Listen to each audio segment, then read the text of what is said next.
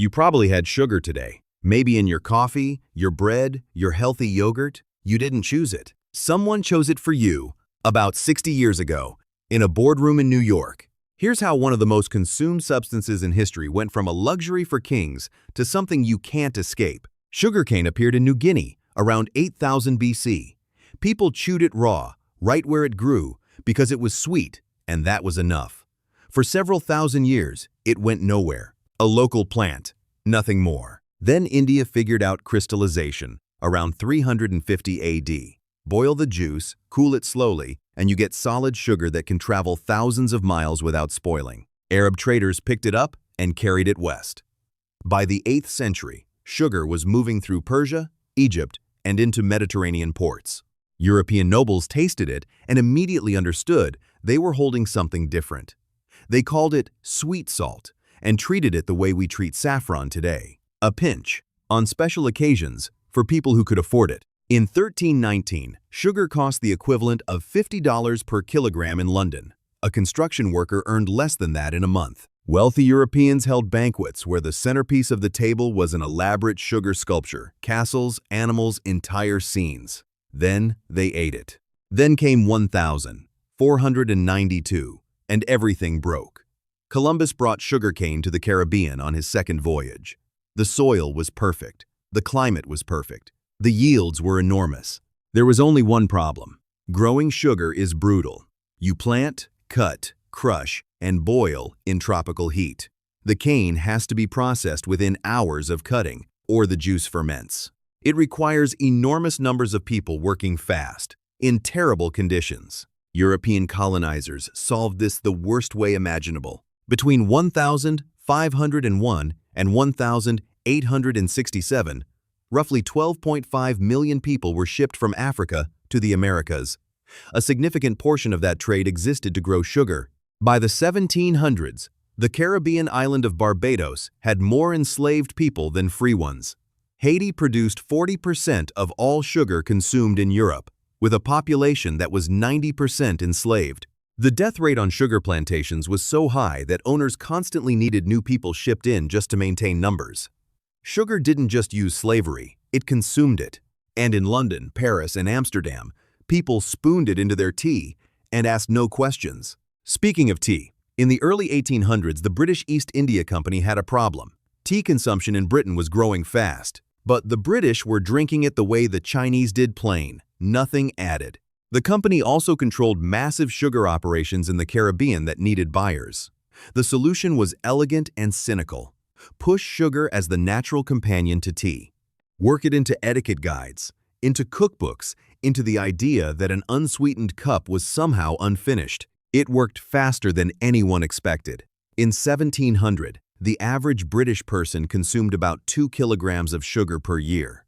By 1800, it was already 8 kilograms. By 1850, it crossed 9 kilograms. By 1900, it was 40 kilograms per year. That shift didn't happen because British taste buds changed. Sugar was simply inserted, systematically, into every social ritual that mattered. By the mid-1800s, sugar was no longer a luxury. It was a calorie source for the industrial poor. Factory workers in Manchester ate bread with jam and drank sweet tea because it was the cheapest way to get energy for a 12-hour shift. Plantation owners got rich. Factory workers got cheap calories. The people who actually grew the cane got nothing. Sugar was now embedded in the food supply. The 20th century would take it further. After World War II, food processing exploded. Canned goods, packaged bread, breakfast cereals, soft drinks. Everything needed flavor. Everything needed shelf life. Sugar solved both problems cheaply. In the 1950s, American scientists noticed something alarming. Heart disease mortality was climbing sharply. Men in their 40s were dying of heart attacks at unprecedented rates. A physiologist named Ansel Keys published research blaming dietary fat, less cholesterol, fewer heart attacks. The logic was clean. The media embraced it immediately. The sugar industry watched this debate very carefully. If fat was the enemy, sugar was off the hook. In 1965, the Sugar Research Foundation approached Harvard scientists with a proposal. Fund a literature review on sugar, fat, and heart disease. The scientists accepted.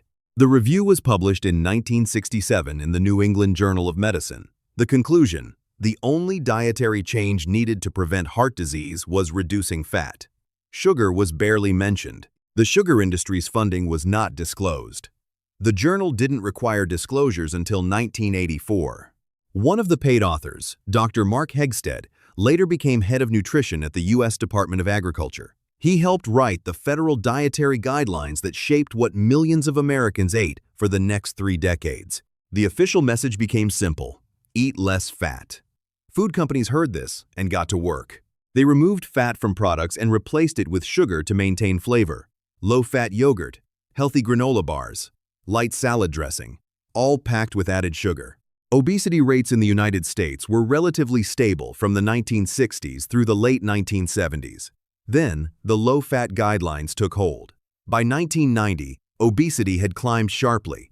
By 2000, it had doubled compared to 1,980.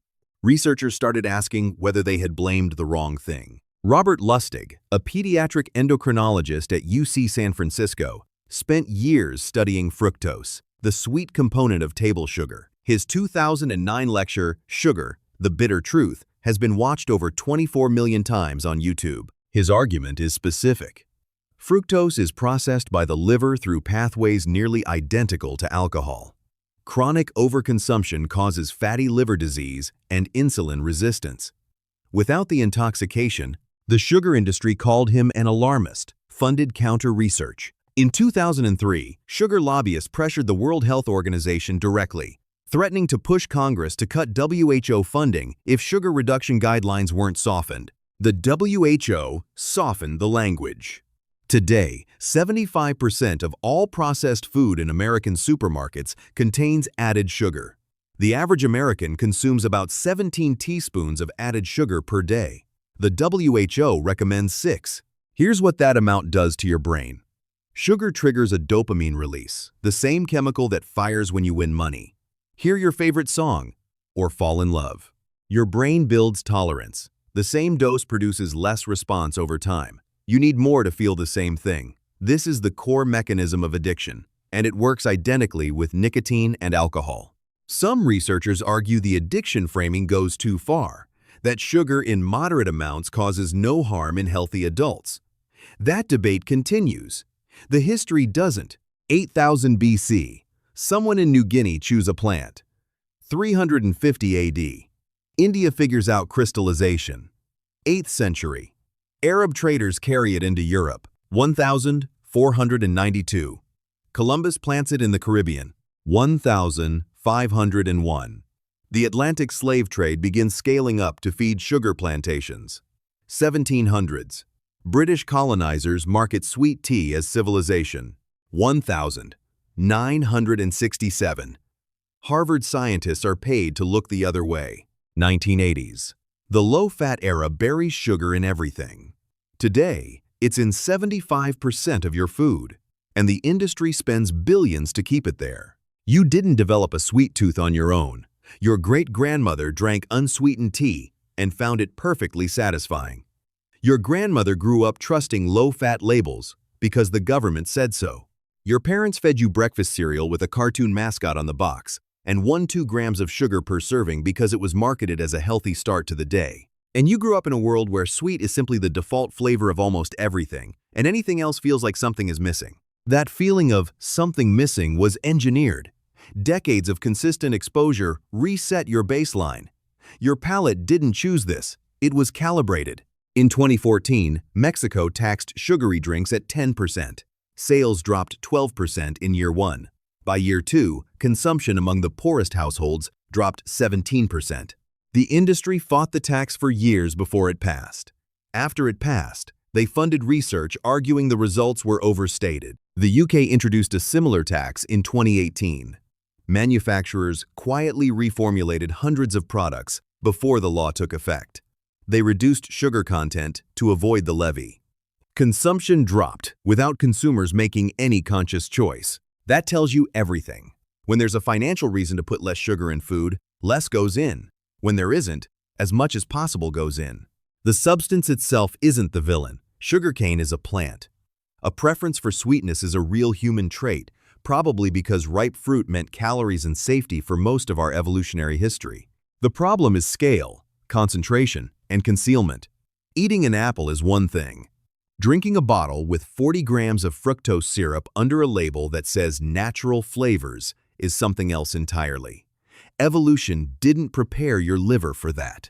And the companies producing ultra-processed food know this. Research on the bliss point, the exact sugar concentration that makes a product maximally compelling without tasting too sweet, has been industry knowledge since the 1970s. Howard Moskowitz, a food scientist hired by major corporations starting in the 1970s, built mathematical models to find the precise combination of sugar, salt, and fat that made people eat past the point of satisfaction. He called it optimization. You are not weak for liking sweet things. You are the expected outcome of a system that spent decades and billions of dollars making sure you would.